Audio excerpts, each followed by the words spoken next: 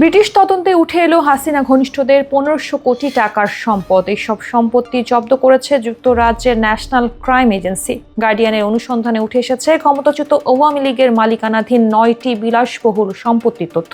London কর্তৃপক্ষের তদন্তে জানা গেছে, অবৈধ এসব সম্পদের সঙ্গে সরাসরি জড়িত শেখ হাসিনার উপদেষ্টা সালমান এফ রহমানের ছেলে শায়ান এফ রহমান।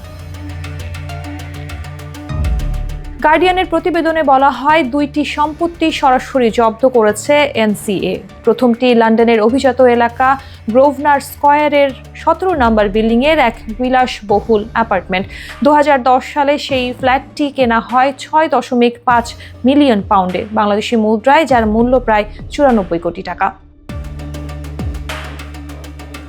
দ্বিতীয় সম্পত্তিটি লন্ডনের গ্রেশাম গার্ডেন্সে একটি বাড়ি, যা 2011 সালে কেনা হয় 1.2 মিলিয়ন পাউন্ডে। এই বাড়িতেই থাকতেন শেখ হাসিনার বোন শেখ রেহানা।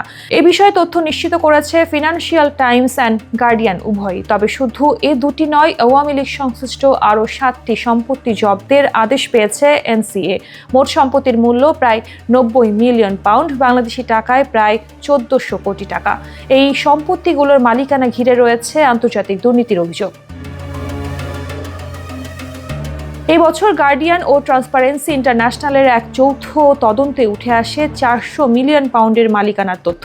শেখ হাসিনার মিত্রদের মধ্যে এসব সম্পত্তির মালিক হিসেবে উঠে আসে শায়ান এফ রহমান ও তার ভাইয়ের নাম। তাদের বিরুদ্ধে উত্থাপিত হয় অর্থ পাচার ও দুর্নীতির অভিযোগ। জানা যায়, লন্ডনে সালমান এফ রহমানের প্রভাব ছিল বিস্তর। দেশের সবচেয়ে প্রভাবশালী ব্যক্তিদের তালিকায় তার নাম দীর্ঘদিন ধরেই রয়েছে। তবে এবার তার পরিবারের সদস্যদের বিদেশি সম্পত্তি প্রশ্নবিদ্ধ হয়ে পড়েছে।